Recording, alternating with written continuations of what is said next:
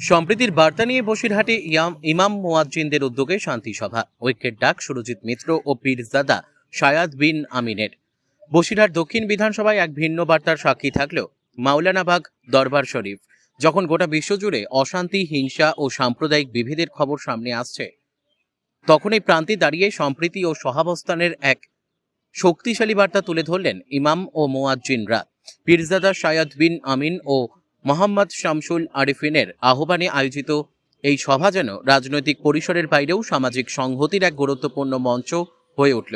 সবাই উপস্থিত ছিলেন পীর সাহেব সিরাজুল আমিন, বসিরহাট দক্ষিণের তৃণমূল প্রার্থী সুরজিৎ মিত্র ওরফে বাদল, আলহাজ মাওলানা আবু বকর সাহেব ও বসিরহাট পৌরসভার প্রাক্তন উপপ্রধান পিন্টু দাস সহ একাধিক ধর্মীয় নেতৃত্ব এবং স্থানীয় বিশিষ্ট ব্যক্তিত্বরা। বিভিন্ন ধর্ম ও সম্প্রদায়ের মানুষ একত্রিত হয়ে শান্তি ও ঐক্যের পক্ষে যে দৃঢ় অবস্থান নিলেন, তা এলাকায় ইতিবাচক প্রভাব ফেলেছে বলেই মত স্থানীয়দের। সবাই বক্তব্য রাখতে গিয়ে পীরজাদা শায়াদ বিন আমিন বর্তমান বিশ্ব পরিস্থিতির প্রসঙ্গ টেনে বলেন, আজ মানুষ ধর্মের নামে বিভক্ত হচ্ছে, কিন্তু প্রকৃত ধর্ম মানুষকে ভেদাভেদ নয়, ভালোবাসা ও সহমর্মিতা শেখায়। বসিরহাট থেকে প্রদীপ সরকারের রিপোর্ট, বিগ নিউজ বাংলা।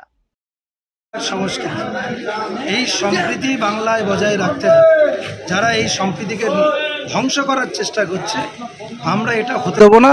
উভয় সম্প্রদায়ের মানুষ, আজকে অনেক শ্রদ্ধেয় মানুষরা, আমার বয়স জ্যেষ্ঠরা যারা ইমাম সাহেব, মুয়াজ্জিন সাহেব, তারা এখানে এসেছিলেন, তাদের আশীর্বাদ নিলাম, তাদের দোয়া নিলাম।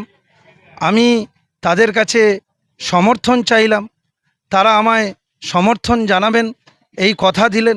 এবং সার্বিকভাবে আমরা যে ঐক্যবদ্ধ একটা পরিবার বাংলা, এই বাংলার সংস্কৃতিকে আমরা রক্ষা করব। ইমাম মুয়াজ্জিন দক্ষিণ বিধানসভায় ইমাম মুয়াজ্জিনদের নিয়ে একটা আমাদের মিটিং ছিল, সেখানে প্রধান অতিথি হিসেবে আমাদের উপস্থিত ছিলেন আমাদের দক্ষিণ বিধানসভার ক্যান্ডিডেট আমাদের সুরজিৎ মিত্র বাদলদা ছিলেন। আর আমাদের দক্ষিণ বিধানসভার প্রত্যেক ইমাম মুয়াজ্জিন আর বিশিষ্ট আমাদের সাই মসজিদের ইমাম সাহেব ছিলেন, আমাদের আবু বক্কর হুজুরে উনি এসেছিলেন।